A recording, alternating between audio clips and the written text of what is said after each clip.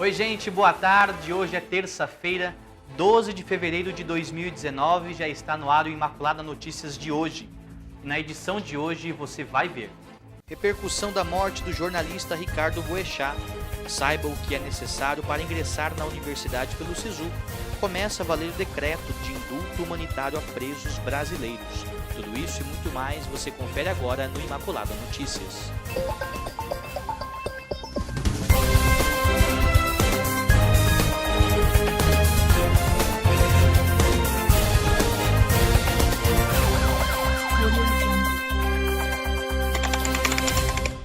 Políticos, magistrados e organizações divulgaram nota lamentando a morte do jornalista Ricardo Boechat, de 66 anos, do Grupo Bandeirantes de Comunicação, que morreu ontem na queda de um helicóptero em um dos acessos da rodovia Anhanguera, que liga a capital paulista ao interior do estado. Na TV e na rádio do Grupo Bandeirantes, onde o jornalista trabalhava, coube ao apresentador José Luiz da Atena dar a notícia da morte do amigo. Cabe a mim informar a vocês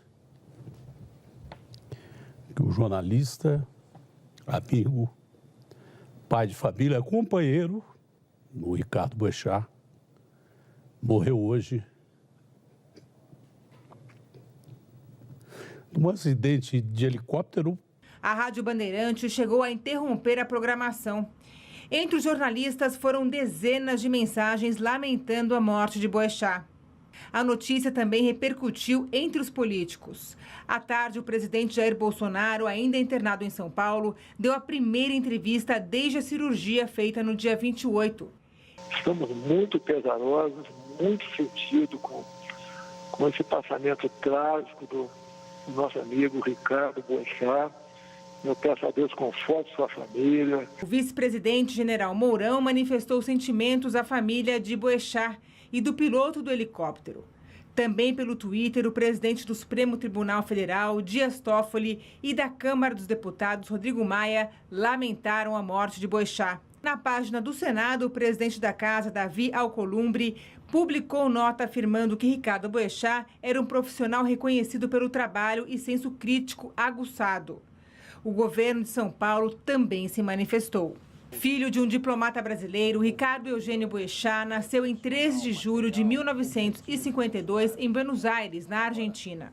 Começou a carreira na década de 1970 no Jornal Diário de Notícias, no Rio de Janeiro. Trabalhou no Globo, também trabalhou para os jornais O Dia, O Estado de São Paulo e no Jornal do Brasil. Venceu o Prêmio ESSO de jornalismo 3 vezes. No Instagram, Verusca Saibel Boechat, sempre chamada por ele de Doce Verusca, postou uma foto dos dois juntos e escreveu: "Pior dia da minha vida. Ricardo deixa a esposa e 6 filhos." Uma grande perda para todo o jornalismo do Brasil. E o corpo de Ricardo Boechat foi velado na manhã desta terça-feira no Museu da Imagem e do Som em São Paulo.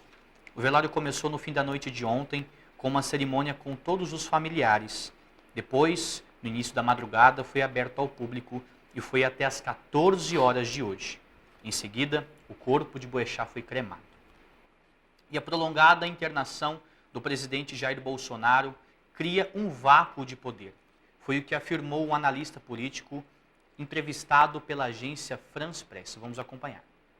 Para o analista político Thomas Fávaro, a prolongada internação do presidente Jair Bolsonaro cria um vácuo de poder.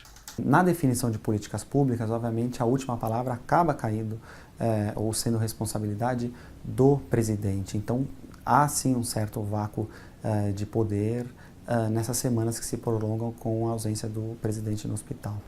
Bolsonaro está internado no Hospital Albert Einstein, em São Paulo, onde passou por uma cirurgia para a retirada da bolsa de colostomia.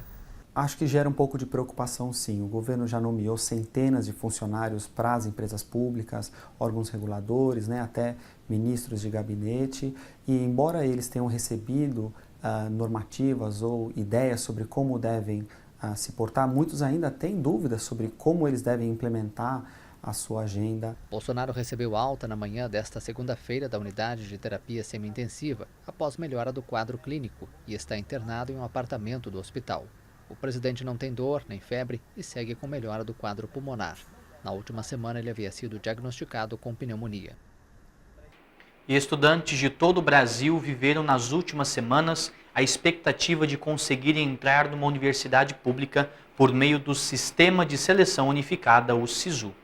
Bárbara, de 17 anos, tirou a nota máxima. No último ano, ela fez mais de 50 redações, além de ler livros didáticos, jornais e sites. A boa nota, somada ao desempenho na prova de conhecimentos, garantiu a ela a vaga na Faculdade de Medicina na Universidade Federal do Mato Grosso do Sul. Quando eu abri a nota, mostrei para os meus pais, contei para a família e foi muito feliz.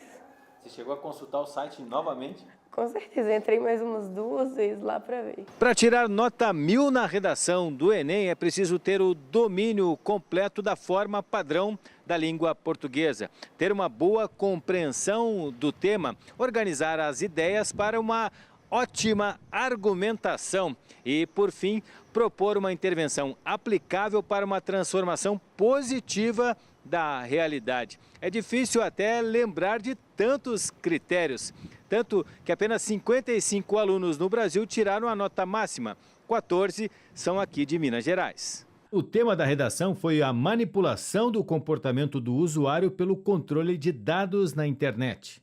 Esta professora lembra que a leitura é determinante para o Enem, um exame que testa o conhecimento do aluno, ou seja, é preciso estar pronto para a redação e todas as outras questões da prova. Não basta mais ao aluno hoje fazer um texto que seja coeso, coerente, do tipo dissertativo argumentativo. Ele precisa cada vez mais comprovar sua tese com conhecimento de mundo.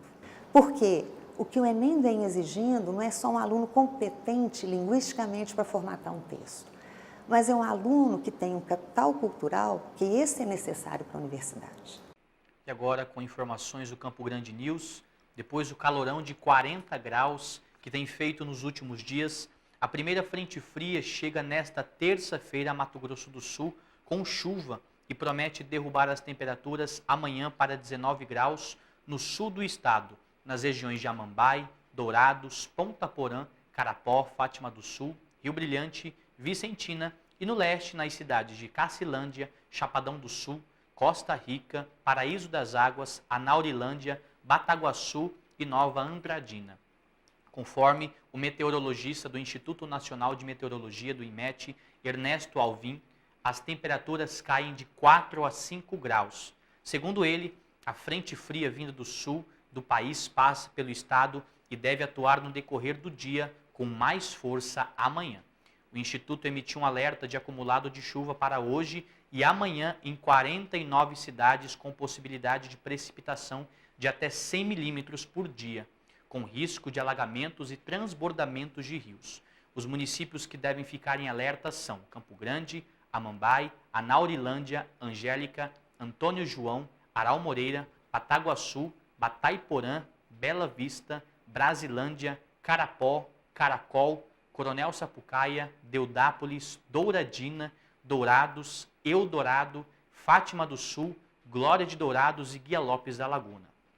E no próximo bloco você verá que o lateral direito, Samuel Thomas, foi enterrado nesta segunda-feira em São João do Meriti, 4 dias depois da tragédia que matou 10 jogadores de base do Flamengo.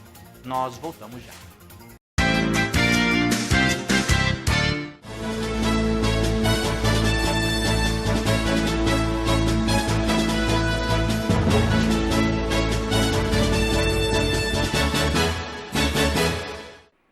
Estamos de volta e o Brasil ajudou a melhorar o indicador de clima econômico da América Latina, calculado pela Fundação Getúlio Vargas, em parceria com o Instituto Alemão.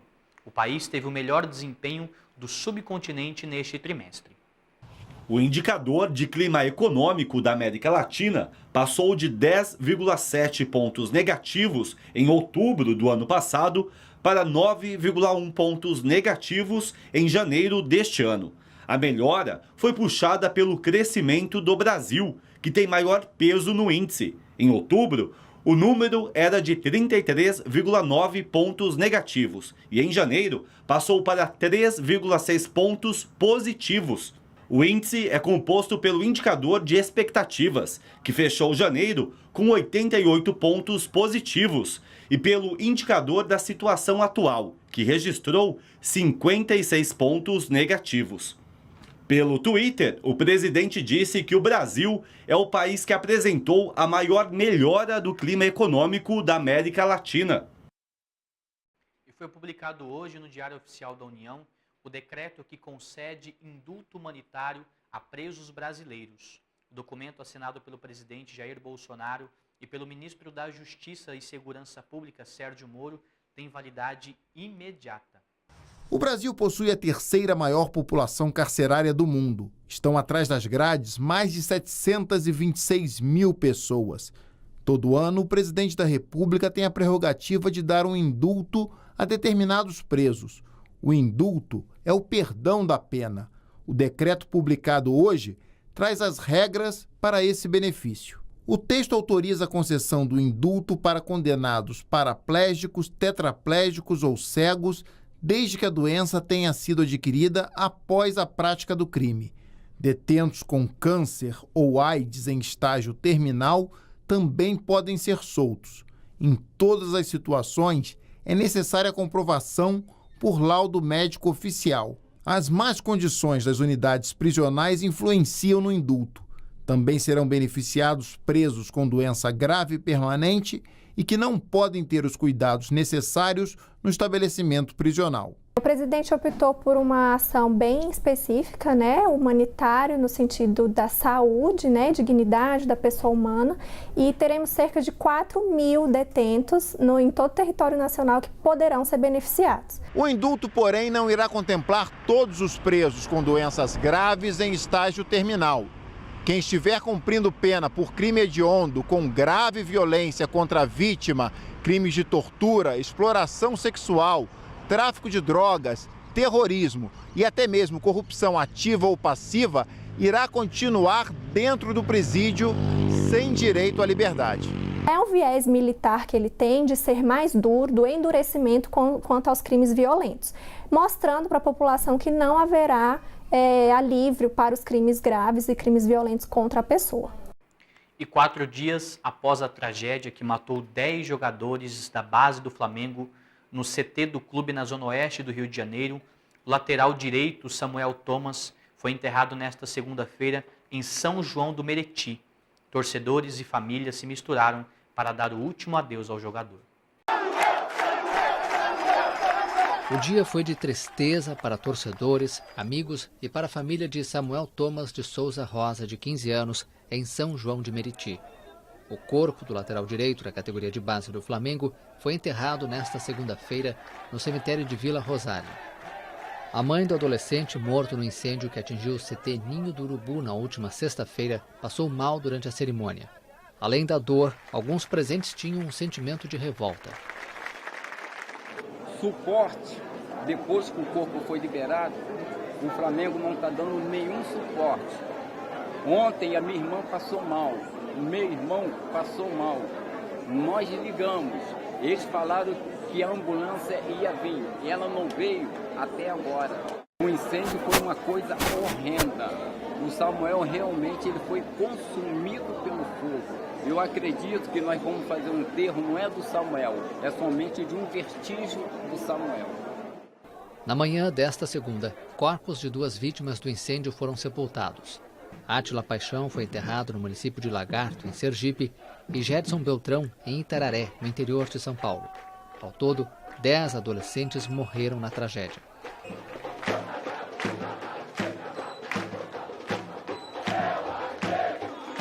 Que Deus possa confortar a família desses jogadores que morreram nessa tragédia. O Imaculada Notícias fica por aqui. Nós voltamos amanhã, 5h30 da tarde, aqui pela TV Imaculada Conceição. Um grande abraço, boa tarde, salve Maria Imaculada.